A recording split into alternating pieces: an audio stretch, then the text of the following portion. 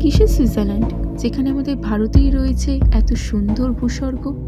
ভূস্বর্গ এমনই একটা জায়গা যেখানে সব মানুষেরই একবার অন্তত ইচ্ছে করে ঘুরে আসতে। কিন্তু ভূস্বর্গ মানে কি? ভূস্বর্গ মানে শ্রীনগরের ডাল লেকের শিকারা রাইড, গুলমার্গ গন্ডোলা থেকে দেখা চমৎকার ভিউ, সোনমার্গের সেই বিখ্যাত টানেলের ওপারে থাকা বরফে ঢাকা পাহাড়, আর পেহেলগামের এভিসি ভ্যালির সেই প্রাকৃতিক সৌন্দর্যে মোড়া মনোমুগ্ধকর পরিবেশ। তাহলে চলো যাওয়া যাক সেই ভূস্বর্গ কাশ্মীরের পথে। দিনটা হলো 24শে ডিসেম্বর 2025। তো এখন আমরা রেডি হয়ে গেছি। ঘড়ি বলছে রাত 8:05, আর আমাদের এখন উবের বুক করা হয়ে গেছে। তো এবার আমরা নিচে যাব, আমরা স্টেশনের পথে রওনা দেব। তো বন্ধুরা চলো যাওয়া যাক। আর সমস্ত খুঁটিনাটি তথ্য আমি শেয়ার করব এখানে, কোথায় যাচ্ছি, কোথায় থাকবো, কি খাবো, সমস্ত রকম ডিটেলসে শেয়ার করব। অনেক লম্বা ট্রেন জার্নি হতে চলেছে, 48 ঘন্টার ট্রেন জার্নি। 2 দিন টানা ট্রেনে থাকবো, তো অনেকটা লম্বা জার্নি হবে। তো আমার কাছে জার্নিটাই আসল ব্যাপার, কারণ গন্তব্যে পৌঁছালে তো দেখতে দেখতে কেটে যায় দিনগুলো। তো আমি জার্নিটাকে ন্যাচারালি এনজয় করি। তো চলো এবার যাওয়া যাক। আর আমি আশা করব তোমরা পুরো ভিডিওটা দেখবে এন্ড অবধি। আর তোমাদের এই ভিডিওটা যদি ভালো লেগে থাকে তাহলে আমার চ্যানেলটা অবশ্যই সাবস্ক্রাইব করে দিও, বেল আইকনটাও প্রেস করে দিও আমার নতুন নতুন আপডেটের ভিডিও দেখার জন্য। আর কমেন্টে অবশ্যই জানিও এরকম ট্রাভেল ব্লগ আরও তোমরা দেখতে চাও কি না। তো চলো টাটা। নিজের বাড়িকে এই বলেই বিদায় জানালাম যে আবারও দেখা হবে 9-10 দিন পরে। এখন যাচ্ছি হাওড়া স্টেশনে। তো হাওড়া স্টেশন থেকে আমাদের জম্মুর উদ্দেশ্যে ট্রেন আছে। ট্রেন আসার অনেক আগেই আমরা স্টেশনে পৌঁছে গেছি। আর যেটা বলে রাখা ভালো, আমরা যেহেতু উইন্টারে যাচ্ছি তো তার জন্য অনেকটাই প্রোটেকশন নিয়ে যেতে হয়েছে।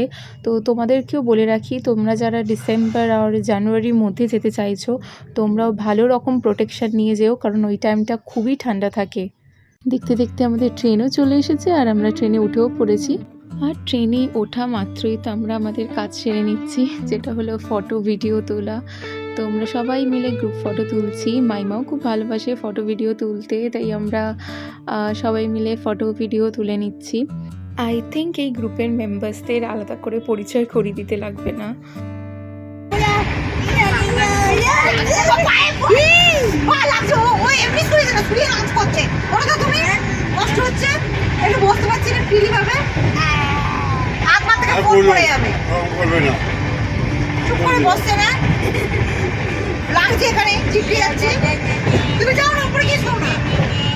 তুমি জানলা থেকে জানলা দিয়েছি তো।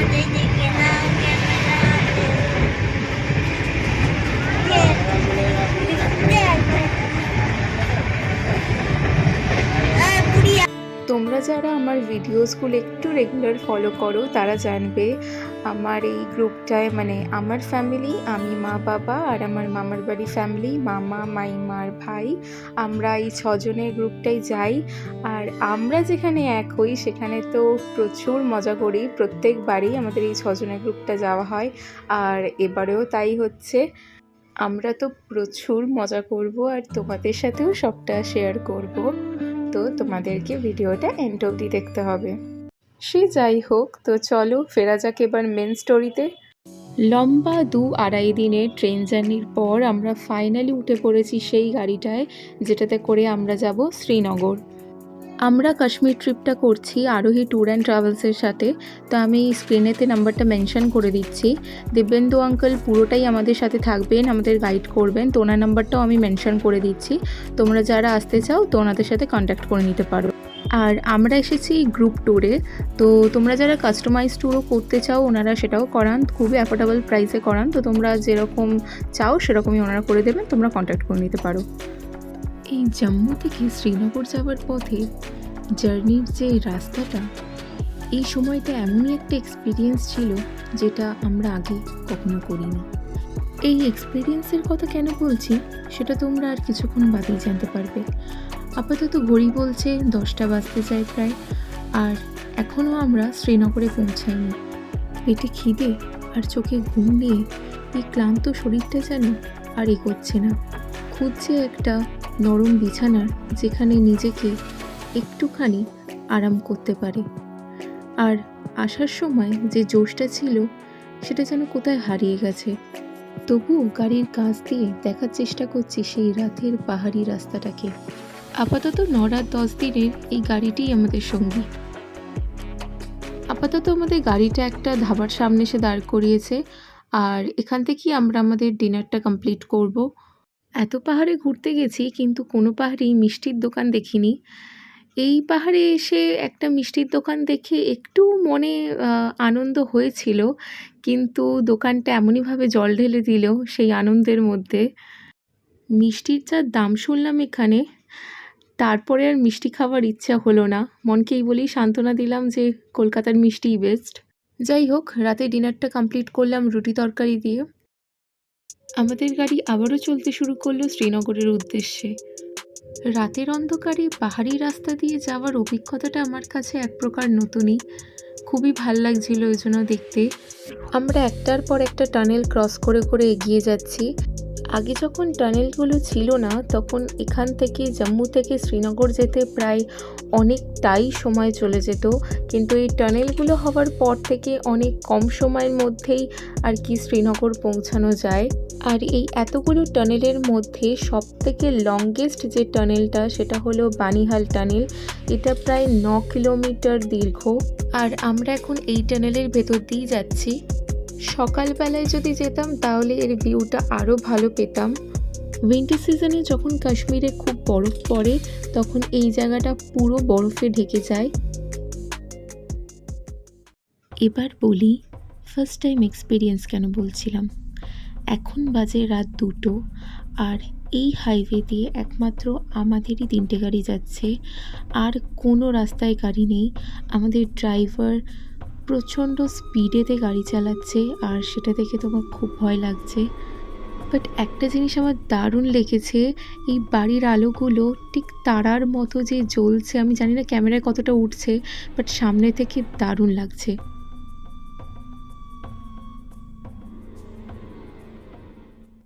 এখন বাজে ভোর 4টে, আর আমরা ফাইনালি শ্রীনগরের হোটেলে চেক ইন করে নিয়েছি। প্রচণ্ড টায়ার্ড, অনেকটা সময় লেগে গেছে জম্মু থেকে শ্রীনগর আসতে। ভোর হয়ে গেছে, আর কিছুক্ষণ বাদেই সকাল হবে, আর আমাদের সকাল থেকেই সাইট সিইংটা স্টার্ট হবে শ্রীনগরের। তো এখন একটু রেস্ট নেব, তো দেখা হবে তোমাদের সাথে সকালে। আর এটা হচ্ছে আমরা যে হোটেলে আছি তার বারান্দা দিয়ে ভিউটা। এখন কিছুই দেখা যাচ্ছে না জানি, তো সকালে তোমাদের সাথে সবটা শেয়ার করব। গুড নাইট, দেখা হচ্ছে কাল সকালে।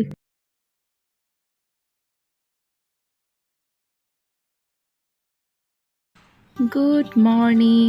তো সকাল হয়ে গেছে, এখন ওই 7টা মতো বাজে। একটু লেট হলো ঘুম থেকে উঠতে, কারণ কালকে অনেক ভোরেতে ঢুকেছি।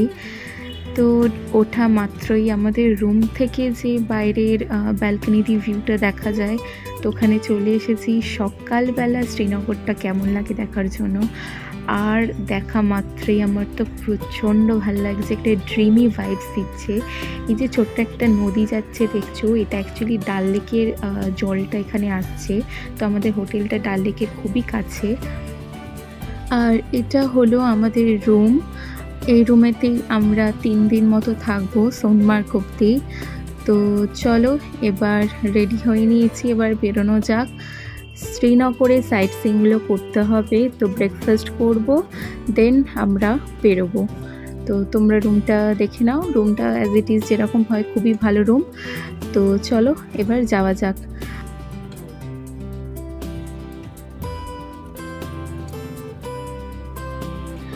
তো আমি যেরকম আগের দিন রাতে বলেছিলাম যে সকাল হলেই ব্যালকনি দিয়ে ভিউটা কেমন লাগে আমি বলবো। তো এইটা হচ্ছে আমাদের হোটেলের ভেতরের এরিয়ার ভিউটা, মানে ব্যালকনিতে আমাদের হোটেলটা হচ্ছে কটেজ টাইপের।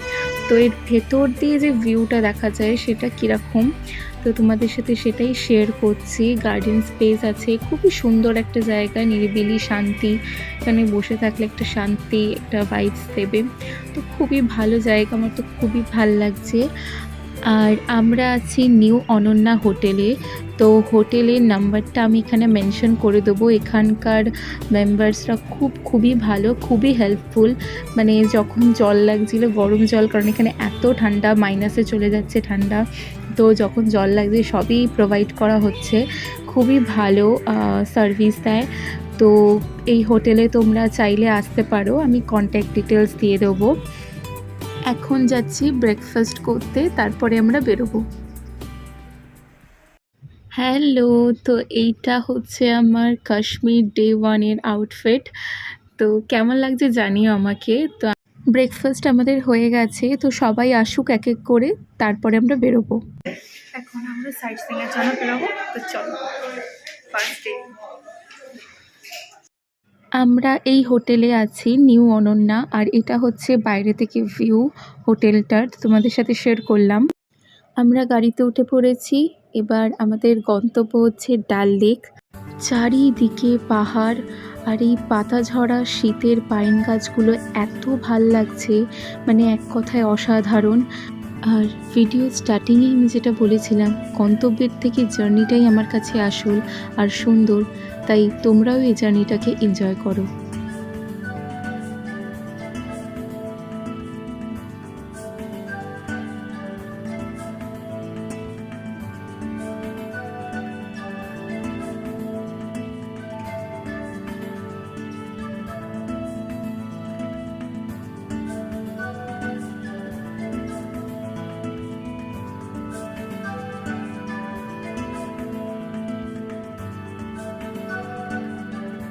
এই যে সেই বিখ্যাত ডাল লেক, যার সাথে কলকাতার ওয়েস্ট বেঙ্গলের বর্তির বিল কম্পেয়ার করা হয়, আর না জানি কত লেকের সাথে এই ডাল লেকের কম্পেয়ার করা হয়।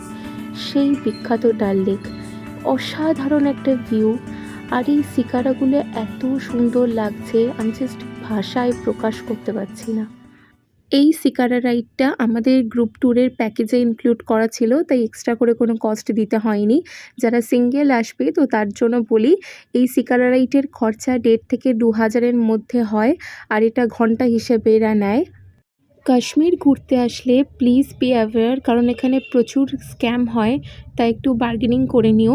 আমরা এখন ডাল লেকে আছি, shikara ride, just imagine this, কতটা দারুণ একটা জায়গা। बहुत ছোট, আমি এখন ডাল লেকে আছি, সুন্দর একটা জায়গা।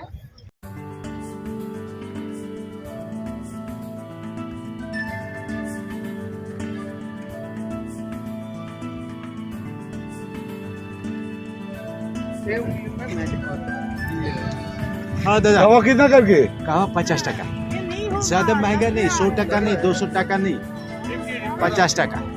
बढ़िया बनेगा? हाँ बढ़िया बनेगा, और क्या बनेगा। कितना बनाओ? 4 बनाइए। 1 2 3 4 5 है ब्रदर। नहीं वो नहीं खाता। এখান থেকে 1 কাপ কাওয়া নিলাম, কাওয়াটা 50 টাকা নিল। টেস্টের দিক থেকে যদি বলি, আমার খুব একটা ভাল লাগেনি কাওয়াটা। মানে কাশ্মীরি কাওয়ার যেরকম একটা একটা আশা ছিল, সেরকম ফুলফিল হয়নি। দেখা যাক কোনো জায়গায় ট্রাই করব, বেটার টেস্ট পেতে পারি। সেই টেস্টটা যেমনই হোক না কেন, বাট এই উইন্টার সিজনে শিকারাতে বসে ডাল লেকে এই কাওয়াটা খাচ্ছি, হালকা হালকা মিষ্টি মিষ্টি রোদ উঠেছে, তার মধ্যে কাওয়াটা খাচ্ছি, এটা একটা আলাদাই এক্সপিরিয়েন্স।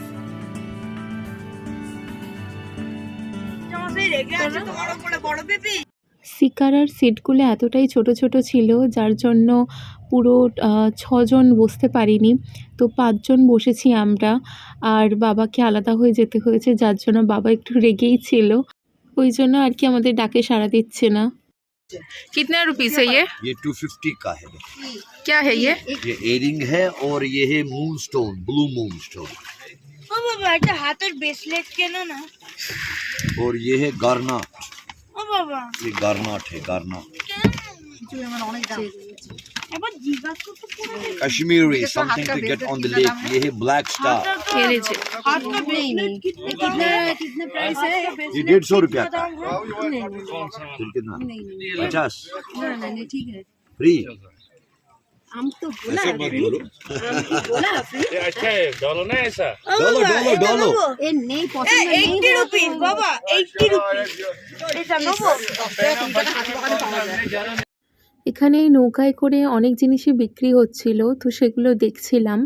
তো আমার খুব একটা পছন্দ হয়নি এখানকার জিনিসগুলো। আমরা লাল চক থেকে নেব বলে আর এখান থেকে কিছু নিইনি।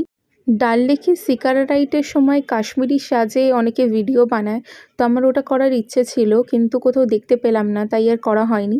থাক, পরের বারের জন্য তোলা থাক, পরের বার যখন আসবো তখন করব। কোনো রাখো ধরেও রাখো, ভিডিওতে উঠে যাচ্ছে এগুলো। উঠতে পারে না কিছু না। সেলফি তোলো, সেলফি তোলো। টাকা মাইমা আমার একটা ছবি তুলতে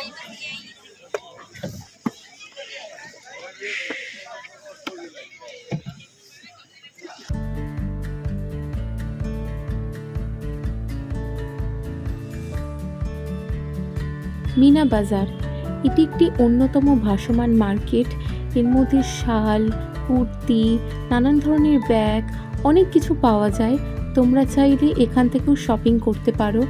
এই মিনা বাজারে যা পাওয়া যায় তার একই জিনিস লাল চকেও পাওয়া যায়। এখানে একটু রেঞ্জটা হাই থাকে জিনিসের।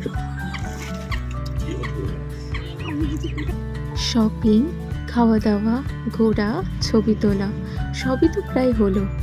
এখন যেটা দরকার সেটা হলো শান্তভাবে বসে এই সুন্দর প্রাকৃতিক দৃশ্যটাকে উপভোগ করা।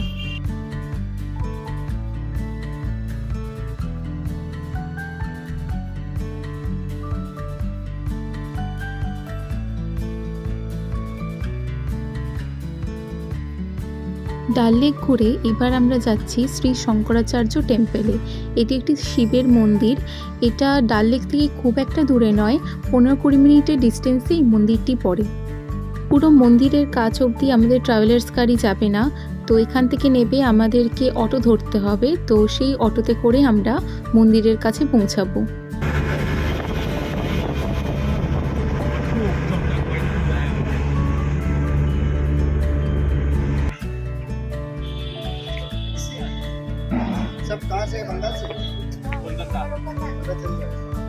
এখানে মন্দিরের প্রসাদ দিচ্ছিল, তো ওটাই খেলাম। খেয়ে তারপরে ওপরে উঠবো। এখানে চেকিং চলছে, চেকিংটা হওয়ার পরেই আমরা আগে যেতে পারবো। যাচ্ছি শ্রী শঙ্করাচার্য টেম্পলের ওপরে। জানি না কতটা ওপরে উঠতে পারবো, 300টা সিঁড়ি আছে, দেখা যাক।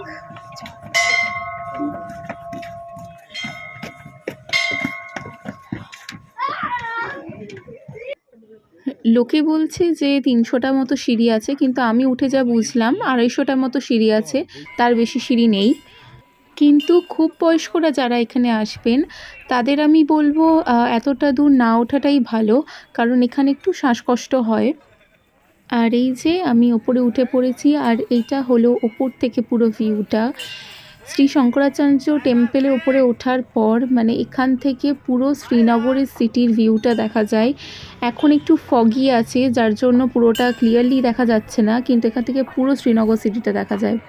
এখানে ওঠার পর আমি যা বুঝলাম খুব একটা অসুবিধা হবে না, বসার অনেক স্পেস রয়েছে, ওয়াশরুমও রয়েছে, সব রকমই ব্যবস্থা রয়েছে। আর এটা হলো মন্দিরটা। তো তোমরা যারা আসছো এখানে অবশ্যই মন্দির দর্শন করে যেও। শ্রী শঙ্করাচার্য টেম্পল দেখার পর এখন আমরা এসেছি নিষাদ গার্ডেনে। নিষাদ গার্ডেনে ঢোকার এন্ট্রি ফিটা হচ্ছে 30 টাকা পার পারসন। আর এটা সকাল 9টা থেকে সন্ধ্যে 7টা অবধি খোলা থাকে প্রত্যেক দিন, তো তোমরা যে কোনো সময় আসতে পারো। শ্রীনগরের ডাল লেকের পূর্ব তীরে অবস্থিত এই নিষাদ গার্ডেন জম্মু ও কাশ্মীরের দ্বিতীয় বৃহত্তম মোগল উদ্যান, যা তার 12টি টেরেস, ফোয়ারা এবং জাওয়ারওয়ান পাহাড়ের মনোরম দৃশ্যের জন্য পরিচিত। কথিত আছে 1633 সালে নূরজাহানের ভাই আসিফ খান এটি নির্মাণ করেছেন। এই বাগানটি তখন আনন্দের বাগান নামে পরিচিত ছিল। এই উদ্যানটি তার অপরূপ প্রাকৃতিক সৌন্দর্য এবং মুঘল স্থাপত্যের জন্য বিখ্যাত। শোনা যায় এই উদ্যানের সৌন্দর্য দেখে মুঘল সম্রাট শাহজাহান এতটাই মুগ্ধ হয়েছিলেন যে তিনি এটি চেয়েছিলেন। First time life experience, garden তার সাথে পাহাড়, মানে একমাত্র নিষাদ গার্ডেনই এরকম একটা ভিউ পাওয়া যায়। এখানে অনেকগুলোই গার্ডেন আছে, তার মধ্যে নিষাদ গার্ডেন থেকে ডাল লেক, পাহাড়, সমস্ত রকম ভিউটা একসাথে পাওয়া যায়। তাই শ্রীনগর এলে নিষাদ গার্ডেন আসা মাস্ট। এই টেরেসড গার্ডেনটি প্রায় 12টি স্তরে বিভক্ত, যা পার্শ্ব স্থাপত্যের আদলে তৈরি হয়েছিল। গার্ডেনের চারিপাশটা পুরোটা চিনার কাজ দিয়ে সাজানো, মানে এত সুন্দর ভিউ, এক কথায় জাস্ট অসাধারণ।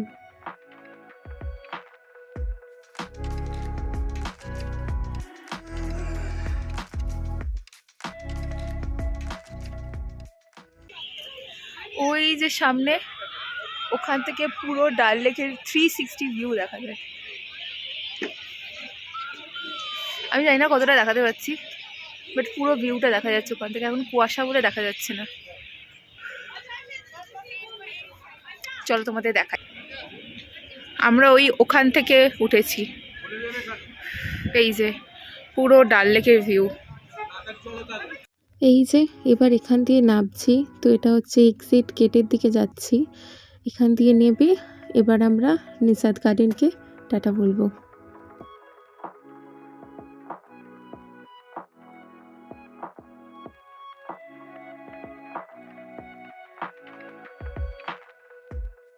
সন্ধ্যা হয়ে গেছে, পুরো চারিদিক অন্ধকার হয়ে গেছে, বাট ভিউটা জাস্ট সেই লেভেলের লাগছে।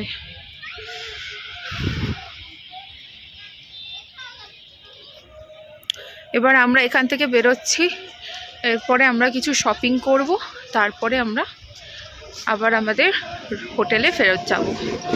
গার্ডেন থেকে বেরিয়েই দেখলাম সুইট কর্ন মাখছিল, তো এতটা লোভ লাগছিল তাই ভাবলাম একটু খাই, তো সুইট কর্নটা কিনলাম। দারুণ খেতে। আরেকটা সাইট সিইং পয়েন্ট বাকি আছে শুনছি, তো চলো গাড়িতে উঠে পড়েছি, এবার যাওয়া যাক। চলো।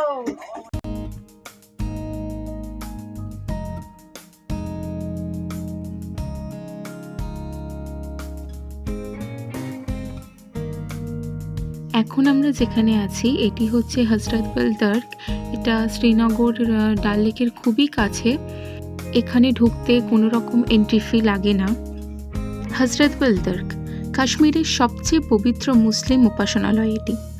এটি সাদা মার্বেলের তৈরি একটি স্থাপত্য, যেখানে নবী মোহাম্মদ শাহ পবিত্র চুল মোবারক বা মই মুকাদ্দাস সংরক্ষিত আছে।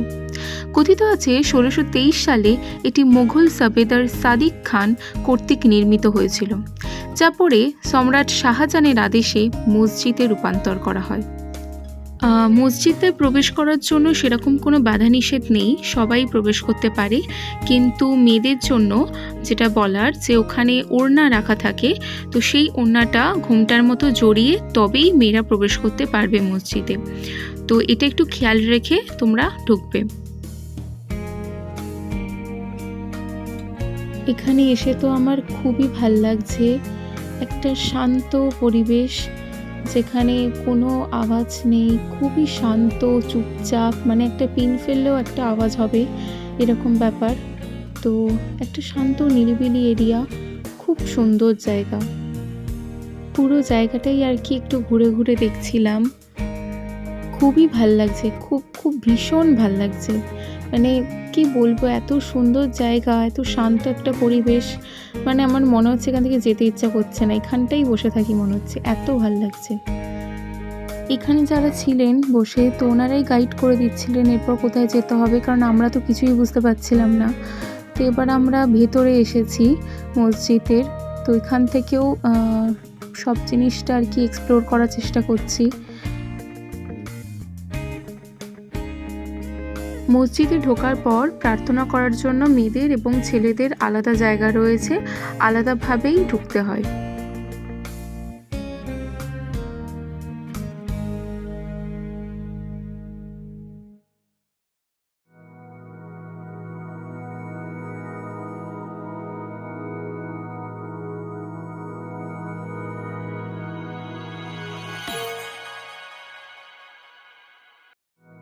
মসজিদের ভেতরটাও খুব সুন্দরভাবে সাজানো আছে।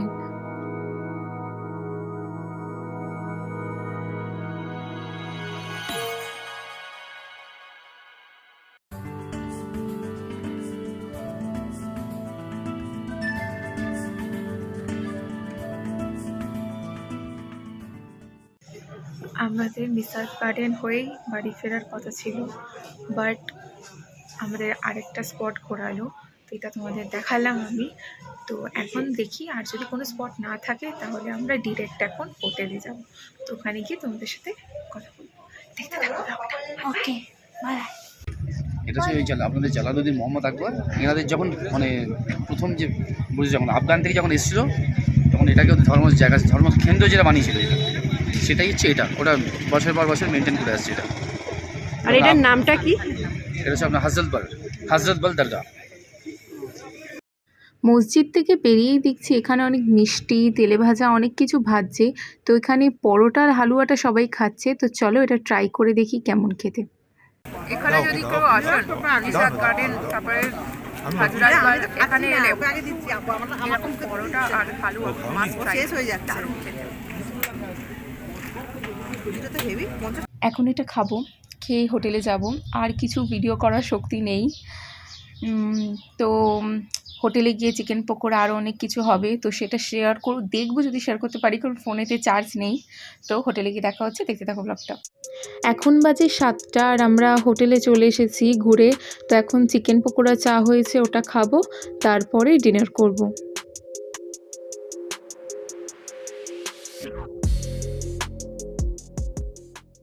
কাল গুলমার্গ যাব, তো তার জন্য তাড়াতাড়ি এসেছি ডিনারটা কমপ্লিট করতে। তো ডিনার করে এবার শুয়ে পড়বো।